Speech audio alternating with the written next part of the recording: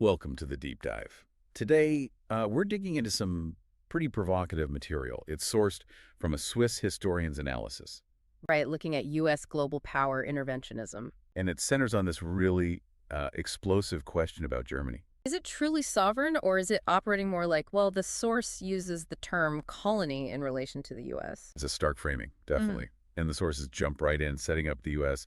as, this modern empire. Having attacked apparently the most countries over the last, 80 years or so? Yeah, and that scale just leaps out. We saw that quote from former President Jimmy Carter, Oh, right. The 2019 claim. that in 240 years, the U.S. has only had 16 years without war. It Yeah. really focuses you on this constant state of intervention. Exactly. And the historian connects this to a long-term U.S. goal, a century old, apparently. Citing George Friedman.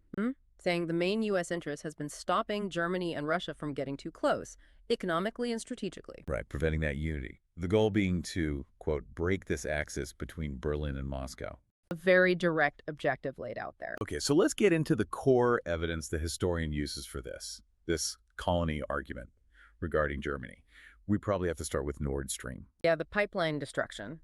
That's central.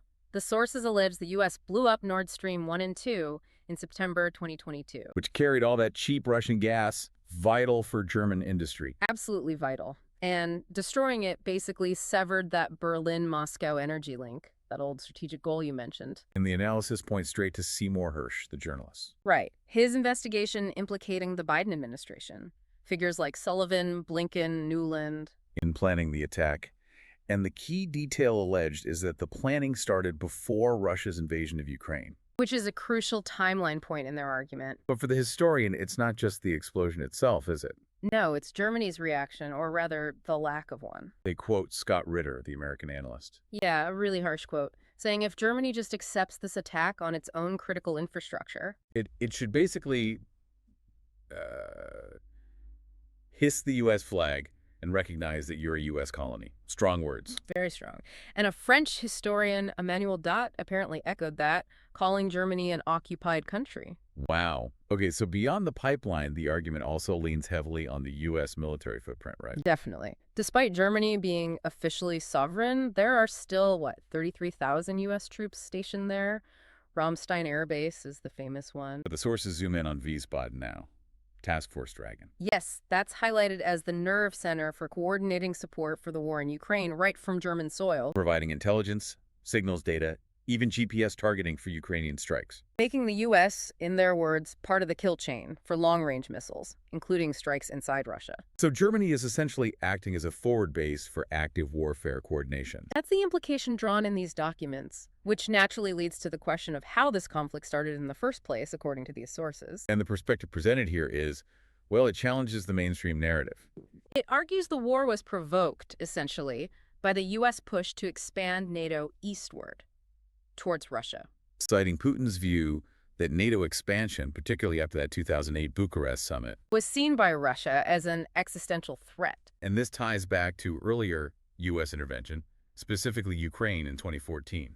Right, the Maidan events. The sources claim this was a violent overthrow of the pro-Russian president Yanukovych. And they allege U.S. officials, like Victoria Nuland, were involved. And the most explosive claim is about a false flag operation. Snipers, allegedly controlled by Maidan elements, firing on both police and protesters. Yes, to create chaos and force the government out. That's the controversial assertion. The historian argues this instability set the stage for everything that followed. Okay, so let's try and wrap this up for you, the listener. The argument we've unpacked for German non-sovereignty seems to stand on three main points. First, the silent acceptance, basically, of the Nord Stream attack. Second, allowing German bases like Wiesbaden to be used for active U.S. war coordination via Task Force Dragon. And third, just the simple fact of that large, ongoing U.S. troop presence.